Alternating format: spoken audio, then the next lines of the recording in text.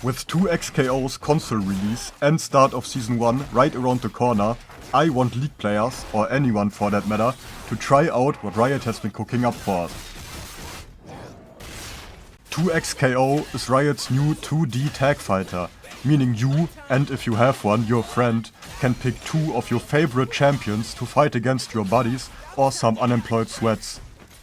Fighting games have always been very niche and gatekept, which is stopping League players from trying out a different game featuring their favorite champions. But I want to change that, so I will tell you everything there's to know before starting your first online matches. My name is Patrick and I have been playing 2xKO since their closed beta last fall. I want people to try their beloved League champions in this amazing game, so I have recorded 3 lessons where you can listen to me yap and explain how I play the game. If you are already familiar with fighting games, then the first 2 lessons will probably not teach you a lot, but you might want to check out the 3rd lesson where I showcase all the different tag mechanics this game has to offer. In the next lesson, I want complete beginners to learn about the most basic fundamentals of fighting games. You can think of them as rules, but your punishment is obviously not a ban or a penalty, but getting your cheeks clapped like there's no tomorrow. To do so, I am going to split the game as a whole up into different situations you are going to find yourself in. By knowing what your goal is in all of those situations, a fighting game suddenly stops feeling like pure chaos and you actually know what to do better. This is where most players start to improve tremendously. In 2xKO you start a round standing still with about half a screen distance away from your opponent. An even game state like this, where both players can move freely and attack, is called the neutral. If you do play League, imagine this like the start of your laning phase. You and your opponent are kind of dancing around, playing around with your spacing or your pokes, or even some small trades. While attacks don't have an actual cooldown like in League, you are in a disadvantage when missing a move. A mistake like this is exactly what you are looking for to win the neutral. You have won the neutral game when you get your opponent to block your attacks or straight up get a hit, obviously. In the neutral, you always want to think about which move can cover the distance to your enemy the fastest. You don't want to use a slow and far-reaching move when they are right in your face. Okay, let's say you have managed to close the gap and your opponent is blocking a string of yours. Now begins one of the most fun parts about fighting games. You played better and you are guaranteed a reward. While the reward is often simply the chance to hit your enemy, there are luckily a lot of ways to open him up and get some damage going. The exact structure of your offense is heavily tied to your team. But you do not have to do anything like this to hit the drooling numbnut who just bullied you through your first game. Every champion does have a fairly simple way of creating a proper offense with basic general attack tools. While the block strings we practiced earlier are the best and safest way of getting your turn started or extended, they don't exactly offer a lot of threat to a crouch blocking opponent. They do, however, force your opponent to block, so you bought yourself time and opportunities to get an actual hit, or force some defensive options we are going to talk about very soon. The first option to beat blocking is similar for the whole cast. It's your throw, which you can also use backwards for a side swap. Let's stick with the normal one for now. Throws are a powerful option for every champion and in every skill bracket, because they are the fastest move you have and they can't be blocked at all. You should, however, not only rely on throws, since they do obviously have some sort of counterplay, which I will talk about in the defense chapter. I don't wanna spoiler the defense chapter yet, but in 2xKO you need to hold back to block. So just walking away will be registered as a standing block, while holding down and back will make your champ perform a crouch block. Different moves do require a different way of blocking, enabling the high-low mix-up. Every champ does have low basic attacks which need to be blocked crouching, or jump attacks which need to be blocked standing. Mid attacks can be blocked either way. You can see whether your attacks hit high, mid or low in the data window top left. Jumping attacks are fairly easy to react to, so some champions do have standing hits hitting high or overhead. Since you always need to hold away from the active enemy fighter to block, your block direction changes every time you change sides with your opponent.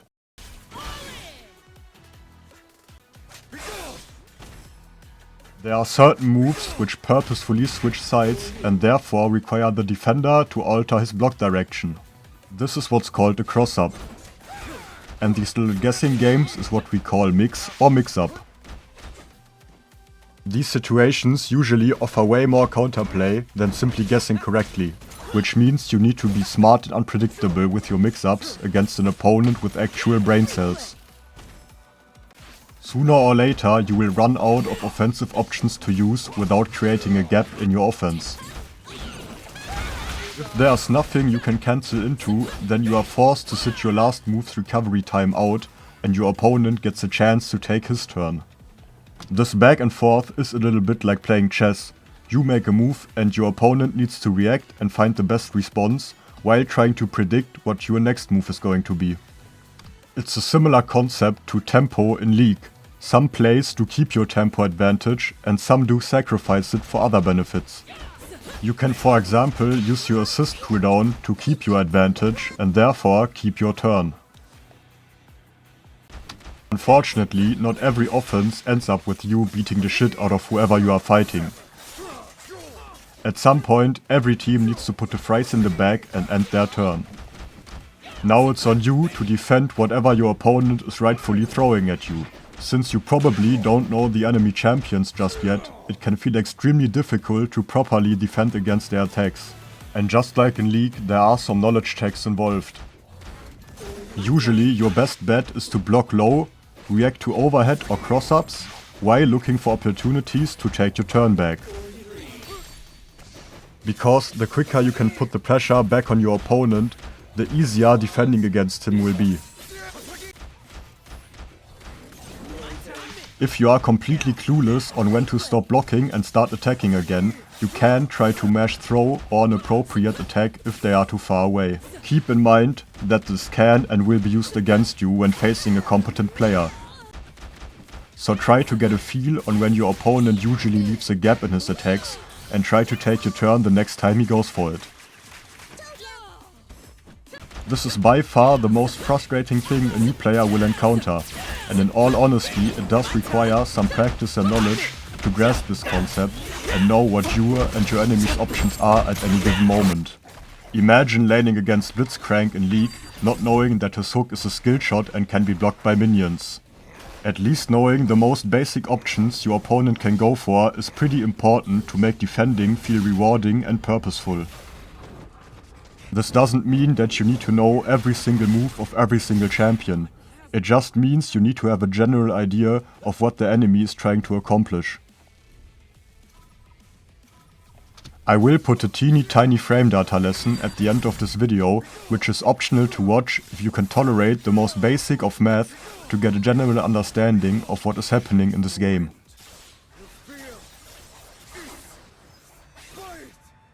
Luckily, 2xKO offers other defensive options you can explore to stop whatever bullshit you are facing.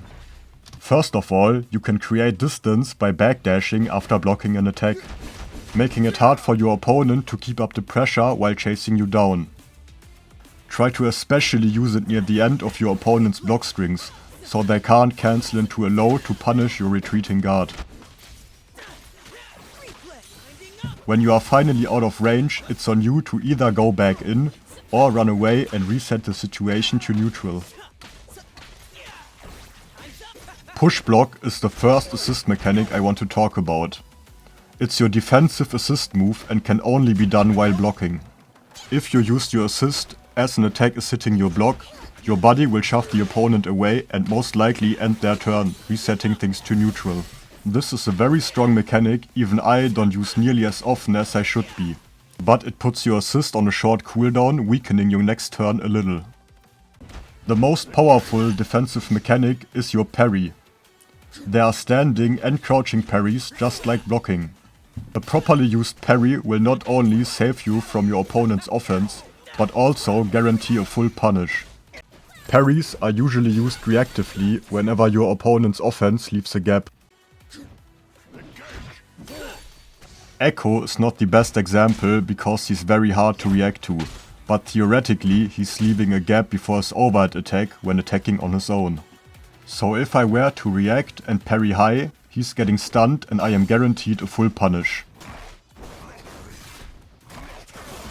And if all that isn't enough, then there are still throws and grabs which cannot be blocked at all. While some champions do have grabs, which require a different counterplay, I will address the usual throw for now. Throws are super fast, so actually reacting to one is extremely unrealistic. They do however lack in range. When in throw distance, it's usually best to go for the throw, since it will beat any slower attacks. And as long as you aren't reading your opponent like a book, pressing throw as well is your best bet. Worst case, you are both pressing throw and we are back to neutral. If you do predict an obvious throw attempt, you can try to jump and dodge the throw completely, leading to a punish. Especially in lower skill brackets, your opponent will oftentimes just throw out random moves hoping for the best. Some moves, including most super moves, are unsafe on block, meaning if you simply block them, you can run up and get a punish before your opponent is able to block again.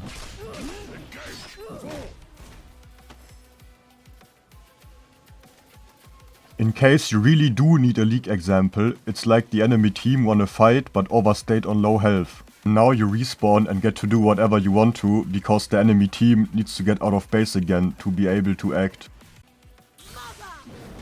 So every time you see this little punish notification, you or your opponent made a big doo-doo and was properly punished for their sins. Fighting games often do play out like a rock paper scissors game, where you need to predict the winning choice.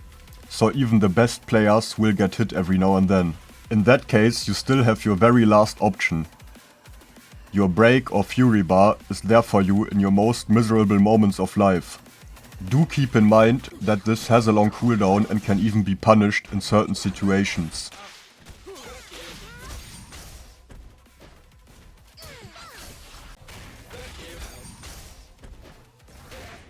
Long and fancy combos are, in my opinion, one of the most fun parts about fighting games.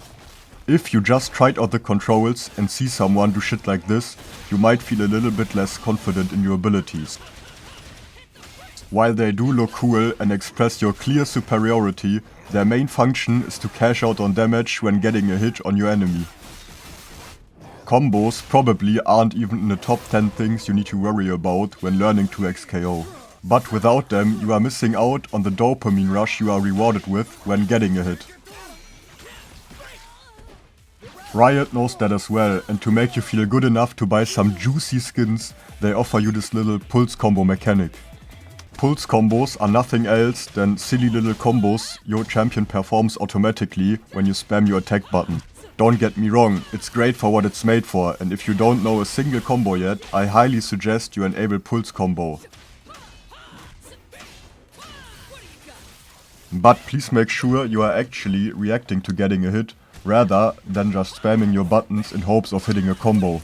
They are clearly made for beginners only, and if you manage to climb out of iron, I suggest you consider taking 20 minutes in the practice tool to learn a basic bread and butter combo. Those 20 minutes will teach you a proper combo you can use most of the times, which is way better than the pulse combo and only slightly worse than optimal combos you need to train for hours.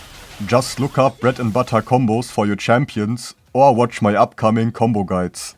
What exactly you do in your combo varies from champion to champion and is honestly not important right now. But usually you need to react to getting a hit on your opponent, then go for some sort of launcher and end your combo in a knockdown. Now you succeeded at attacking, got your cash out, and your opponent is lying on the floor. If you were playing League, you just got yourself ahead and now it's on you to snowball your advantage into a victory. When your opponent is lying on the floor and about to stand up after taking your combo like a good little boy, you are in a clear advantage. You get to move around and use whatever move your heart desires, while your opponent is restricted to his get-up options, which are rolls, punished by throws, get-up attack, punished by dodging or simply blocking, or simply standing up, and then it's your turn again. To amplify this advantage, there are certain win conditions you unlock when performing a combo. For example, Warwick stacks his Bloodlust and goes Alpha Wolf mode on your ass. Or Darius will put the bleed debuff on you. When learning a new combo, most combo videos will use input notations. You do already know your basic attack moves L, M and H. Additionally, some moves will have a number, meaning a direction is part of this specific move. Imagine controlling your movement with your numpad. So for example, 6S1 means forward plus special 1, or 3H means down plus forward plus heavy attack. Also make sure to check out the combo trials for your champion. Here you need to perform different combos in order to progress. Most of these combos would be pretty poopy in a real match, because they skip out on damage or waste your meter, so you don't need to remember any of them. However, they are great at getting you comfortable with the controls and teach you timing. Alright, I think that's pretty much everything you need to know before playing your second game against a bot or real opponent using the sidekick or juggernaut fuse. While blocking is pretty boring and beating your opponent up feels amazing, you should try to more or less play by the rules, so you can learn the fundamentals of fighting games first.